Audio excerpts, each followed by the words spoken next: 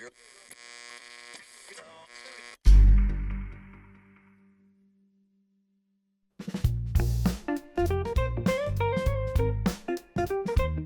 se a maior revolução literária do século XXI não tivesse saído de uma universidade?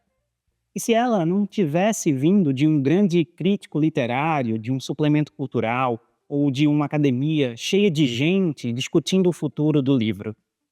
E se essa revolução tivesse começado num quarto com uma estante colorida ao fundo, uma pessoa segurando um romance na mão e dizendo: "Esse livro acabou comigo"? Pois é, talvez o novo mediador da leitura não esteja numa cátedra.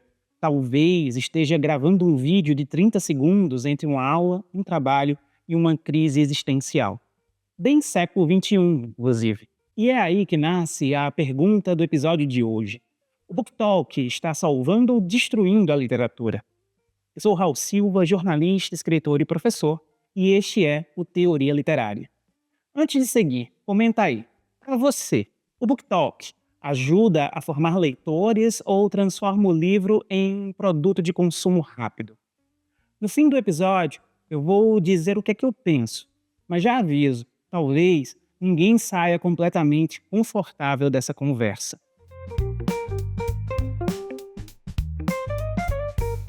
O BookTalk é uma comunidade de leitores dentro do TikTok, mas dizer só isso é pouco. Na prática, o BookTalk virou um espaço onde as pessoas recomendam livros a partir da emoção. Não é só uma resenha. Muitas vezes nem quer ser uma resenha, é uma reação. A pessoa aparece na câmera, mostra a capa, fala como se sentiu e promete uma experiência. Esse livro me destruiu, você não vai superar esse final. Eu chorei de madrugada lendo isso. Esse romance é para quem gosta de sofrer por personagem fictício. E pronto. Em poucos segundos, o livro deixa de ser apenas um objeto na estante e vira uma promessa de sensação. Esse ponto é importante. No BookTalk, a recomendação quase nunca começa pela estrutura da obra. Não começa pelo narrador, pela linguagem ou pelo trabalho formal do texto. Começa pelo efeito que aquele livro promete produzir no leitor. E isso funciona muito. O mercado editorial já entendeu que o BookTalk não é uma brincadeira passageira de adolescentes. Ele vende livros, recupera títulos esquecidos e transforma autores em fenômenos. A questão é, quando a literatura entra nesse círculo, o que ela ganha e o que ela perde? Vamos olhar primeiro o lado mais forte de quem defende o BookTalk. Sim, ele está formando leitores e aqui não dá para fingir que isso é pouca coisa. Durante muito tempo, muita gente reclamou que os jovens não liam. Professores reclamavam, famílias reclamavam, crítica reclamava, o mercado editorial reclamava e muito. Aí, uma geração começa a transformar livros em assunto do cotidiano. Fazer vídeos, comentar, indicar, comprar, debater, brigar por personagens e lotar livrarias. E qual é a resposta de parte dos adultos? Não, mas não esses livros. Aí mora um problema, porque muitas vezes existe um elitismo escondido nessa crítica. A literatura sempre foi atravessada por disputas. O clássico contra o popular, o livro consagrado contra o livro vendido em massa, o romance considerado sério contra o romance sentimental. O BookTalk bagunça essa lógica, essa fronteira. Ele faz gente jovem entrar numa livraria, faz um livro esquecido voltar a circular, faz autoras que antes eram ignoradas encontrarem uma multidão de leitores. E isso importa, e importa muito. A teoria literária nos lembra que a literatura não é apenas uma contemplação fria da forma. Literatura também mexe com desejo, memória, identificação, dor, prazer e espanto. Ler por emoção não é um crime contra a literatura. Na verdade, toda grande experiência literária passa por algum tipo de abalo. O problema não está em sentir, o problema está em sentir sempre do mesmo jeito. Talvez o incômodo de parte da crítica não seja que o jovem está lendo pouco, Talvez seja que ele está lendo sem pedir licença.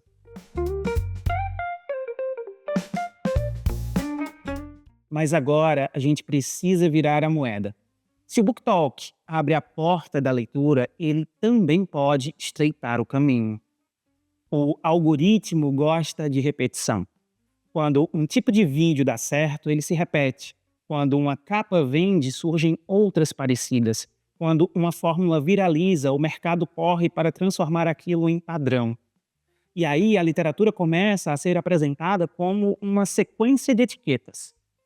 Eu não estou dizendo que isso é automaticamente ruim. Todo leitor usa pistas para escolher o que vai ler. O problema começa quando o livro passa a ser vendido apenas como uma promessa de sensação imediata. Aqui, Adorno e Horkheimer ajudam bastante. Quando eles falam em indústria cultural, não estão simplesmente chamando o público de burro. Essa leitura é bem preguiçosa. A crítica deles é mais incômoda. Eles estão perguntando como o mercado transforma a cultura em produto previsível.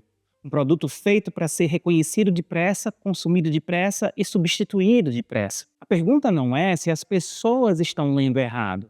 A pergunta é se o mercado está ensinando o leitor a desejar sempre o mesmo tipo de experiência. Quando todo livro precisa ser viciante, devastador e impossível de largar, a gente começa a perder a paciência para obras que pedem silêncio. A literatura também é silêncio.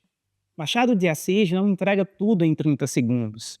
Clarice Lispector não cabe numa reação emocionada de fim de um vídeo. Guimarães Rosa não foi feito para a pressa.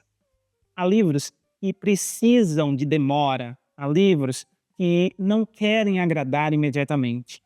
Há livros que não entregam catarse pronta, porque primeiro precisam desmontar o leitor por dentro.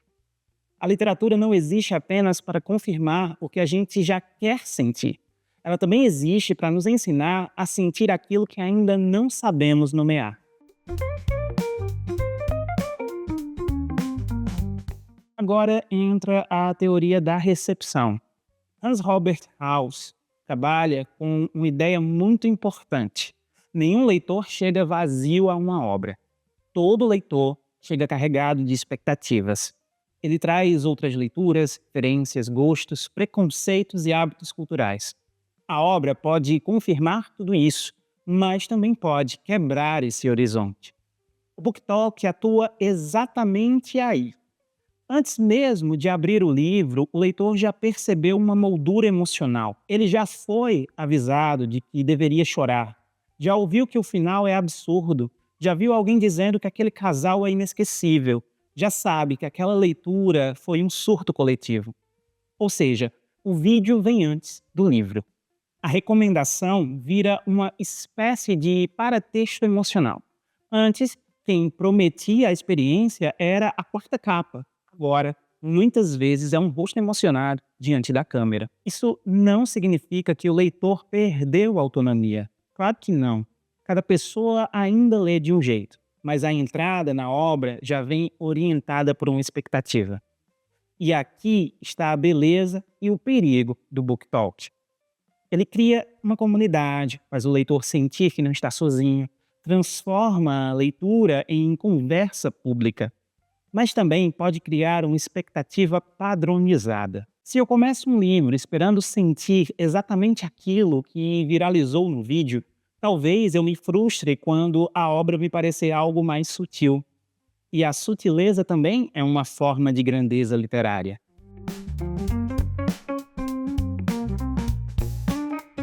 Agora, vamos chamar Pierre Bourdieu para essa conversa. A pergunta aqui é simples. Quem tem o poder para dizer o que vale na literatura? Durante muito tempo, esse poder ficou concentrado em espaços tradicionais. A escola tinha um papel, a universidade tinha outro, a crítica especializada também ocupava esse lugar. O jornal cultural, os prêmios e as grandes editoras ajudavam a decidir o que merecia prestígio. Bourdieu chamaria isso de disputa por capital simbólico. Não estamos falando apenas de dinheiro, estamos falando de reconhecimento, de legitimidade, de autoridade cultural. O BookTok bagunça essa economia todinha. Um jovem gravando no seu quarto pode vender mais livros do que uma resenha publicada num grande jornal. Um vídeo espontâneo pode ter mais impacto do que uma crítica formal. Uma comunidade de leitores pode ressuscitar uma obra que o mercado já tinha deixado dormir. E isso tudo é fascinante. Mas, atenção, o poder não desaparece, ele só muda de lugar. Parte da autoridade sai da crítica tradicional e vai para a plataforma. Só que a plataforma também tem os seus próprios interesses. O algoritmo não recomenda livros por amor à literatura, ele distribui conteúdo para manter a atenção. Então, a pergunta não pode ser apenas se o BookTalk democratizou a leitura. A pergunta precisa ser outra. A gente precisa perguntar: democratizou sob quais regras? Porque existe uma diferença enorme entre uma comunidade de leitores criando caminhos próprios e uma plataforma transformando todo o afeto em métrica de engajamento. O BookTalk pode parecer espontâneo, e muitas vezes ele é. Mas ele também está dentro de uma máquina que mede retenção, velocidade, repetição e impacto. E a literatura, às vezes, precisa justamente do contrário disso.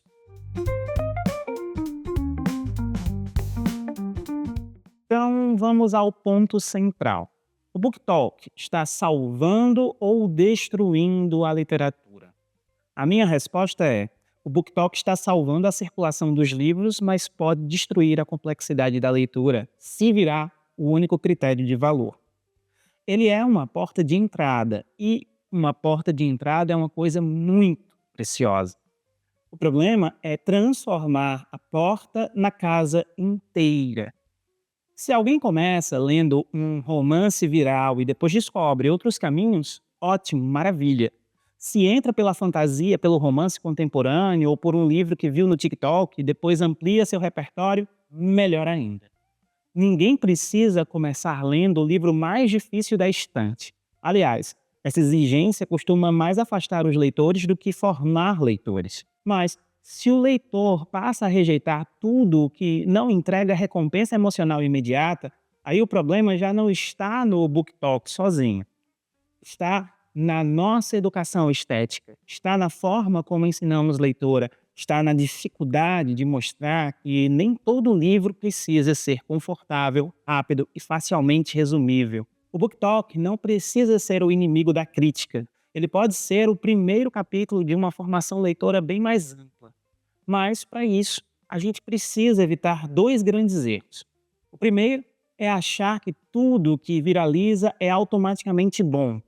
E o segundo é achar que tudo que viraliza é automaticamente ruim. Há livros populares excelentes e há livros consagrados que sobrevivem mais pelo prestígio do que pela força viva da leitura. A questão não é escolher entre a internet e a literatura. A questão é perguntar que tipo de leitor nasce quando a próxima página começa a ser escolhida pelo algoritmo. Agora eu quero ouvir você, caro ouvinte, caro espectador. Qual foi o livro do BookTalk que realmente te surpreendeu? E qual foi o que você comprou por influência do algoritmo e depois pensou: fui enganado com requintes de edição vertical?